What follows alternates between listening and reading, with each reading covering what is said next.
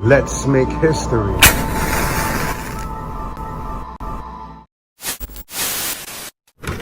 Time is like a puzzle. Each piece of your life, we tend to take for granted. The places we go on a daily basis, the stores, some of our favorite stores that we visit regularly, we take it for granted. And then one day, next thing you know, they're gone. And once they're gone forever. They only exist in your memory. That's why it's so important to share your testimony. This place, I want to say, changed my life forever.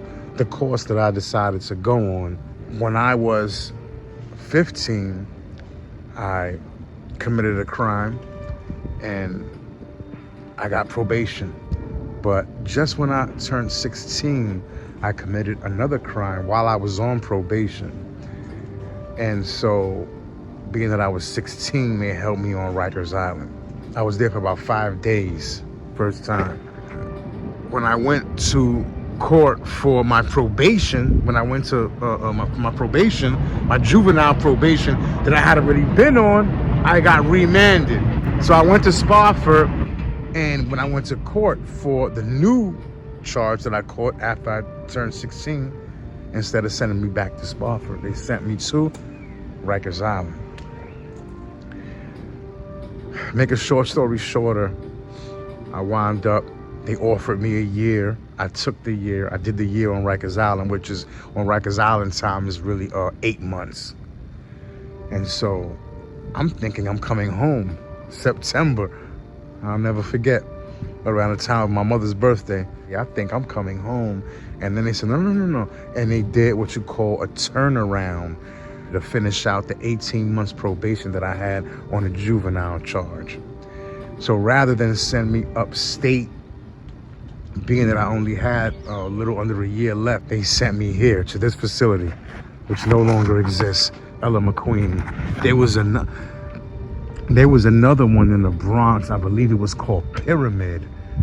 And it's when juveniles who were convicted of crimes, they go upstate, they do time. Now, during the 90s, juveniles couldn't get more than 7 years. So they would go upstate. Facilities like Harlem Valley, Goshen, people under 15 who committed murder and, attempted murder and armed robberies and things of that nature. They go upstate. They can't do more than 7 years. But what happens is that once they finish most of their time, to transition them back into society, they send them to facilities like this. And it's not like a hardcore, quote unquote, jail. It's like a softer version of a prison. So they're like trying to ease you back into society, so to speak. So this place here is where I came, and this actually changed my life. It is true sometimes when people do time, when they go to jail, they just find ways to be a better criminal than when they came in. And it's true, because me, before I came here, I was like, oh man, like this person, now I know this person over here from East New York, now I know this person down here from Coney Island. Oh man, this guy here, he was cool. He used to talk a little bit. He's from out in Jamaica, Queens. I can go over there and make some money. I can go over here and do this. I can go over there, and meet some girls or whatever it is. So you do become somewhat of a better criminal. So when I came here, this place was more like, it wasn't correction officers, it was counselors, it wasn't a cell you were in, it was a room, and so a lot of the counselors too, they spend time, they were from the community too. When you're in like Rikers Island, or you're in jail, the correction officers, they're stone cold, they're ice cold, like, and rightfully so, they have to be, but here was a different story, because it was counselors, people from the community. When you're in like Rikers Island, these people are like sometimes from all sorts of different places. But here, these were counselors who were actually from the neighborhood, from New York City, who grew up the same way you grew up. They took more time to talk to you and really like get to the bottom of things. Plus, it's a smaller facility. It's like the school. when you have a classroom with less children, the teacher can pay more attention to each individual. Whereas if it's a bigger classroom, it's kind of like you're more so on your own. And that's not a bad thing either, but you know, every situation requires a specific certain solution or an attempt at a solution. So this was a good one, because this was like, I was here in 93 to 94. I came once to visit. When I came back, after all those years, the facility was shut down. I often wonder about the counselors who were there, because they made such an impact on my life. You had Miss Diaz, Puerto Rican woman, and she struggled with obesity, but she was a sweetheart, lovely person, and she was in the intake. When you come in, she was there. You push the intercom, and the first person you see was Miss Diaz. So I don't know if she's alive. It was so many years ago, but you know, I hope she's well. And you had a person that sticks out of my mind is Dan. Dan he's a taller guy, had a little bit of weight on him, not much. He wasn't a fat dude, he had a little bit of weight on him. Dan, and Dan ran with a guy who worked there also. I think his name was Wesley, or Wes we called him. And they worked at the post office, and they sold clothing on the side. This was during a time when Carl Kanai was huge in New York. Carl Kanai clothing was huge in New York. And this was a time when they sold a lot of imitation, knockoff Carl Kanai. But, you know, we didn't judge them, even though we wouldn't wear it, as far as the, you know, us, the residents. And that's another thing. We weren't inmates anymore. We were residents in this facility. It was DFY, Division for Youth, as opposed to DOC, Department of Corrections. Dan and Wesley made a lot of money, and it's funny because when they used to come to work, we used to be like, oh yeah, you made some money today, huh? And they would go in their pocket. This was before people were really, everything is on a debit card now, right? You pay through everything with Apple Pay, your Apple Watch. During this period, people had cold hard cash. They would go in their pocket and whip out what we call it a knot of money, and be like, yeah, we're like, oh, everybody start cheering. But they were hustlers, and you know, it helped. You had Richie. Everyone called each other most times through their last name. Mostly everyone, from the residents to the counselors, everyone called each other by their last name. And so you had Richie, who was a soft-spoken older guy, slim, and you know, and nobody ever really messed with him. You would think kids would be trying to take advantage of him because he was so soft-spoken, but he never had a problem. You know, you had Miss Forster. She was huge. It was Miss Forster. I believe that was her name. It was Teresa. And there was a guy who ran a facility named Cook. His last name was Cook, and those two were involved in a relationship.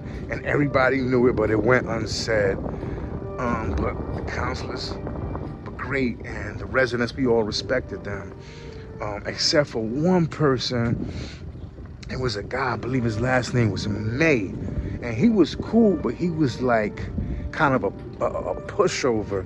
People would like take advantage of him, and he was the only one, and talk to him disrespectfully, insult him. And one day there was a guy, a tall a Puerto Rican dude. His name was Rodriguez. I was cool with him. Everybody was cool with him, but he was kind of like a bully type. So him and a couple of other guys on a late night, because they would do counts when May was going to do the count to make sure that everybody was accounted for, they snatched him up. Somehow they got a hold of some handcuffs.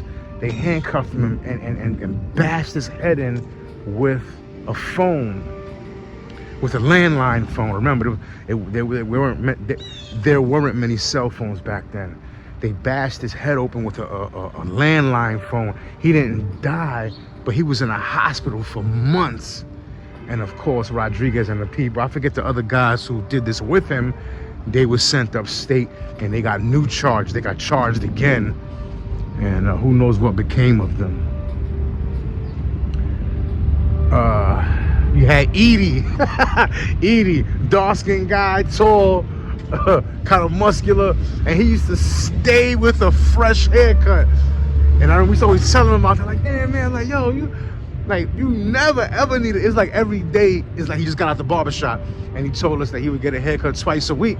I mean, when I came home, I attempted to do that too, get a haircut twice a week, but it can get kind of costly there, you know. So you had Edie, you had Alvarez, which is a Honduran dude, dark skin with a big mustache. He was so funny, but again, everybody respected him, but he was just funny. You had Lundy. Lundy was my guy. Lundy was smooth. He was a smooth guy. Dawson guy always wore shades. No, he didn't have on shades, but he wore like dark glasses that looked like shades. So he was Mr. Cool. But he would take the time. Lundy took the time with me, like sat me down and talked to me and, you know, discussed what are we gonna do about when you come home? How are you gonna transition back into society? Like, what are you gonna do? What's the plan? He took the time to sit down with me and ask me these things. There was another guy, what's his name, Maynard? I forget, he was from the South though.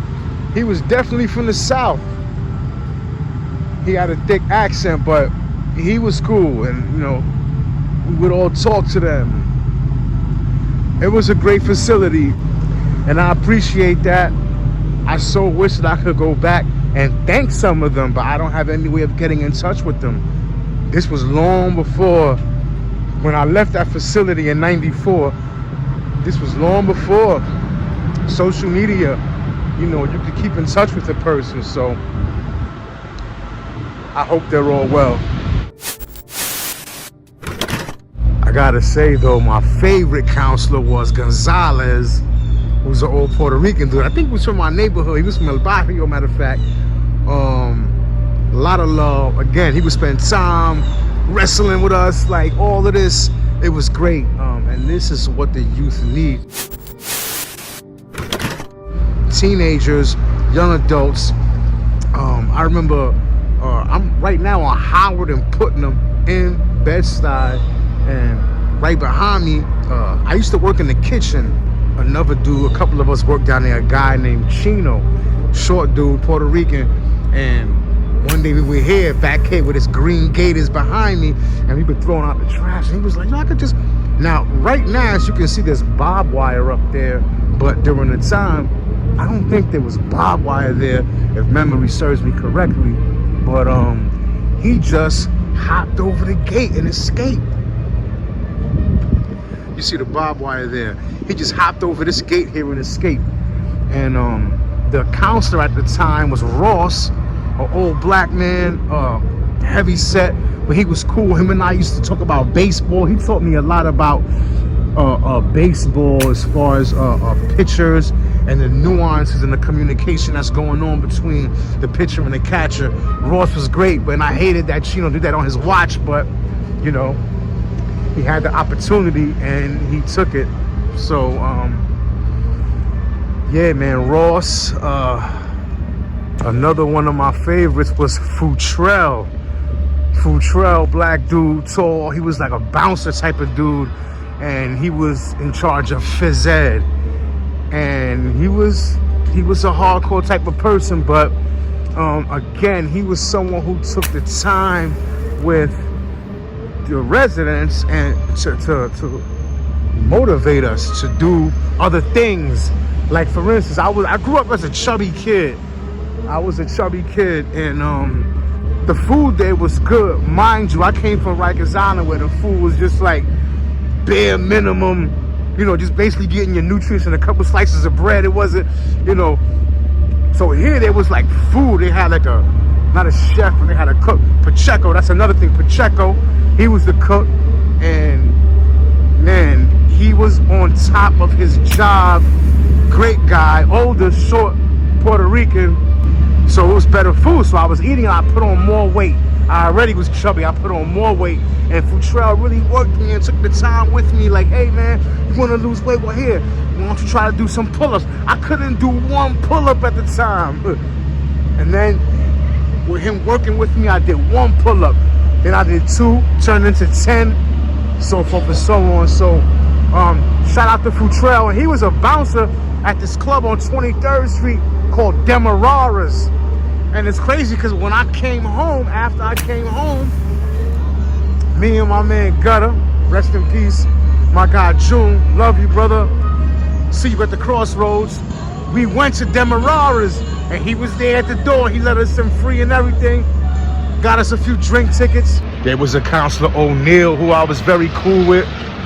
Miss Q, who was Miss Quinones, but many of the residents had trouble pronouncing that name as if it's a hard name to pronounce. But anyway, you had Austin. Austin used to play college football. Great guy. They had a t-shirt contest where they wanted us to draw a design for a t-shirt promoting education, and I won the contest. There was also I did this mural. Like, there was this huge wooden board that we were using as a canvas. It had to be about 10 feet tall, because I remember having to get on a ladder to do the top part of it. So I was able to hone my art skills while I was in there. I already had a background in graffiti. Another important thing I learned there was how to buff floors. They weren't cells, they were rooms. So each resident prided themselves on keeping their floors like looking like mirrors, like that clean. And I learned how to use the buffer. At first, couldn't get control of it. When you do it over time, you learn to control it. And they had these pads, these circular pads that go on the bottom, depending on what you were trying to do. If you were trying to wax them, it was a certain color pad. If you were trying to just like clean it, it was a certain color pad. So, priceless experience. Leave your thoughts in the comments. Don't forget to hit that like button. Subscribe to Will Flores TV on YouTube. Follow me on Instagram, TikTok, and X.